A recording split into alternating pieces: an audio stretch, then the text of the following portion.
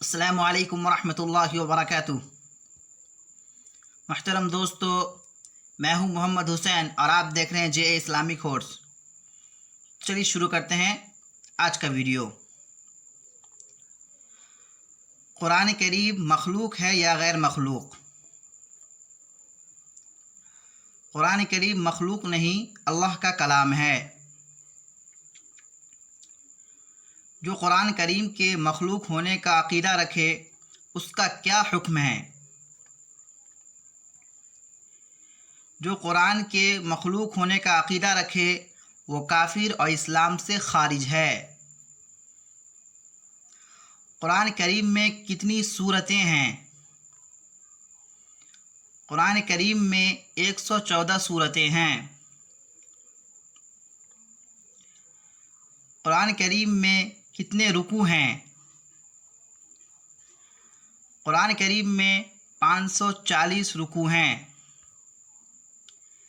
کس مہینے میں قرآن اتارا گیا؟ ماہ رمضان میں قرآن اتارا گیا۔ کس رات میں قرآن اتارا گیا؟ شب قدر میں قرآن اتارا گیا۔ پورا قرآن کتنے سال میں نازل ہوا؟ پورا قرآن 23 سال میں نازل ہوا۔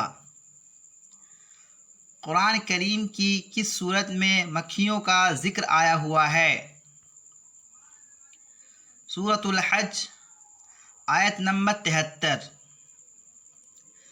قرآن مجید کی کس صورت میں طالوت و جالوت کا واقعہ آیا ہوا ہے؟ سورۃ البقرہ از 24 تا 25۔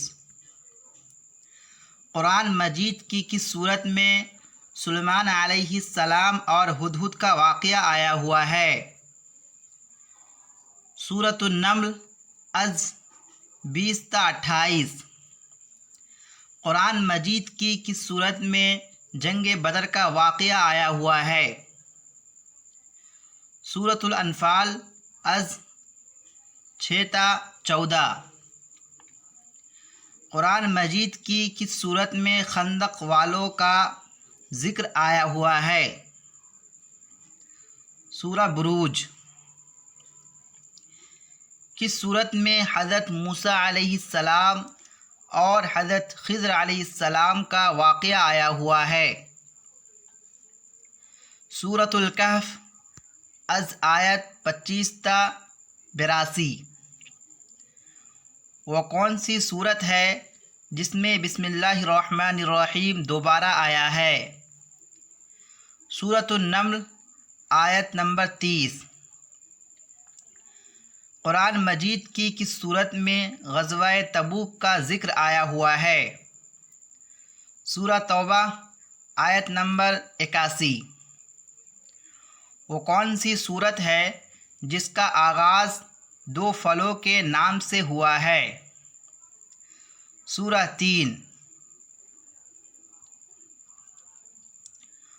وہ کون سی صورت ہے جس کا اختتام 2 نبیوں کے نام پر ہوا ہے؟ سورہ اعلیٰ۔